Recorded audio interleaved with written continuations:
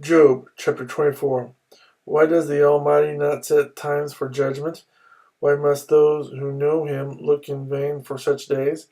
Men move boundary stones, they pasture flocks they have stolen, they drive away the orphan's donkey, and take the widow's ox in pledge. They thrust the needy from the path, and force all the poor of the land into hiding. Like wild donkeys in the desert, the poor go about their labor of foraging food. The wasteland provides food for their children. They gather fodder in the fields and glean in the vineyards of the wicked. Lacking clothes, they spend the night naked. They have nothing to cover themselves in the cold. They are drenched by mountain rains and hug the rocks for lack of shelter. The father's child is snatched from the breast. The infant of the poor is seized for a debt. Lacking clothes, they go about naked. They carry the sheaves, but still go hungry. They crush olives among the terraces. They tread the winepresses, yet suffer thirst. The groans of the dying rise from the city, and the souls of the wounded cry out for help. But God charges no one with wrongdoing. There are those who rebel against the light, who do not know its ways or stay in its paths.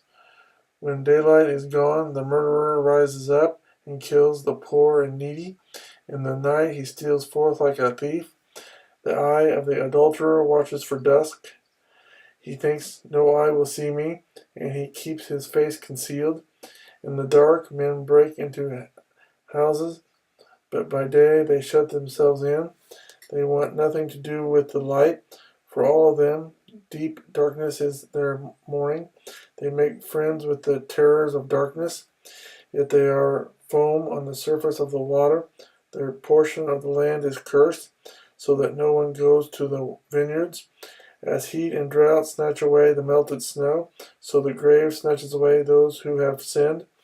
The womb forgets them, the worm feasts on them. Evil men are no longer remembered, but are broken like a tree. They prey on the barren and childless woman, and to the widow show no kindness. But God drags away the mighty by his power. Though they become established, they have no assurance of life. He may let them rest in a feeling of security, but his eyes are on their ways. For a little while they are exalted, and then they are gone. They are brought low and gathered up like all others. They are cut off like heads of grain. If this is not so, who can prove me false, and reduce my words to nothing?